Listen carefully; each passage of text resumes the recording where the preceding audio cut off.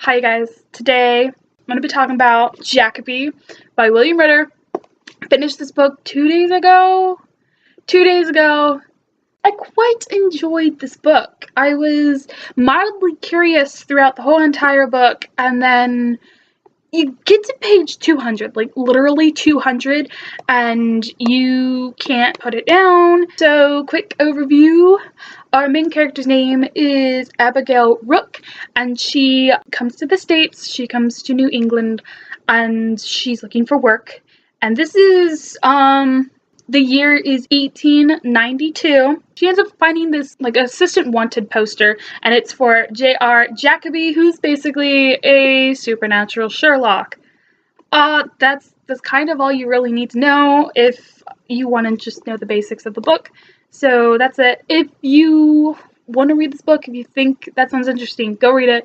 Come back because there are about to be spoilers. Alright, so here we go. So, this book, I was very excited to read because my friend told me it was good. So I was very excited, and I started reading, and I couldn't put it down, but, like, I could put it down. Like, if it was necessary for me to put it down, then I would, but I would keep reading because I wanted to. It was mildly interesting the whole way through. I do have a few problems with the book, but just to let you know I did like it. I'd probably give it a 3.5 stars out of 5. I would give it a 65%. One of the problems I had was Jackaby. And Jackaby, I like his character, but I do have a few issues. And one of them is he feels like a supernatural Sherlock. Like, when I say that, that's what it is. It basically felt like, let's take Sherlock and all his characteristics, but add a supernatural element to it. And it didn't make the characters stand out to me because it felt too much like it was Sherlock. I did like Abigail. Abigail would be our John Watson, except for she's not a doctor. I like Jackaby and Abigail's kind of relationship. They're back and forth when they talk. She notices the mundane and he notices the supernatural.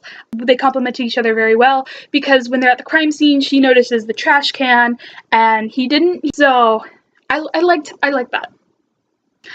Another problem I had with this book was there were a lot of knowledge dumps. It was like, here's all this knowledge about one thing, go on with the plot, here's a bunch of knowledge about this other thing, and we keep going with the plot. It felt, it didn't feel inconsistent, but it felt like it was a roadblock. It was like, okay, we're driving a log stop, here's everything you need to know before you keep going ahead.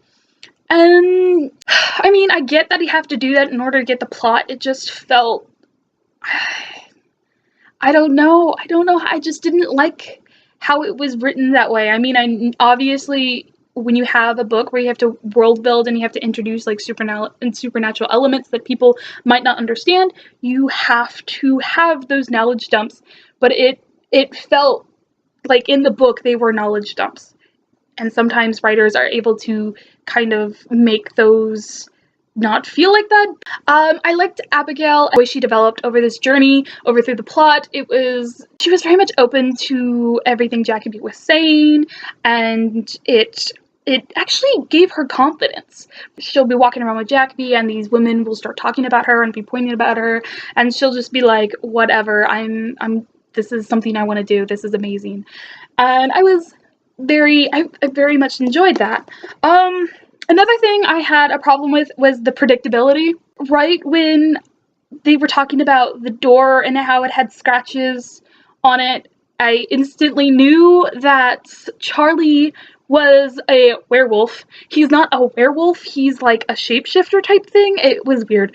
Again, another knowledge dump that I was kind of not okay with. Just call him a werewolf. There's nothing wrong with that. But he's basically a werewolf. I totally knew who the bad guy was. I didn't know what they were, but I totally knew who the bad guy was. Right after the old man talked about how during the night he heard this clicking noise, and then Abigail talks about how when the supervisor walks up the stairs there's a clicking noise. I'm like, really? You just gave me the most important hint, like, ever.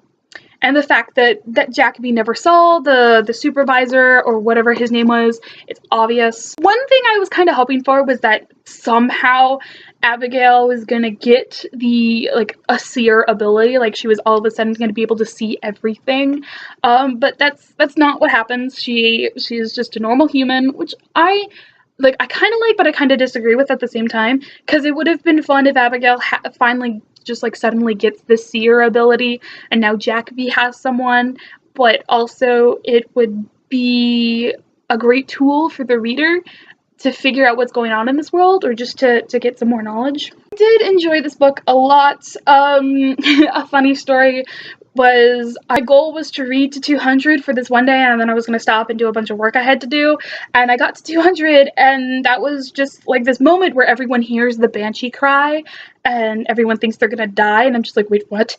And I have to stop because this is page 200, and I seriously had to put this book down at that moment. I will pick up the second book if I get the chance to. I'm not gonna, like, immediately go out and buy it. I have no clue where I'm gonna put this on any of my bookshelves because they're full to the brink already. I might put it on this one. The next book I'm reading is Inferno by Dan Brown. I've actually gotten maybe 130 pages already. If you have read this book, if you've read Jackaby and you enjoy it or you dislike it, like, put a comment, tell me why, like, subscribe. Oh, thank you for watching. Bye.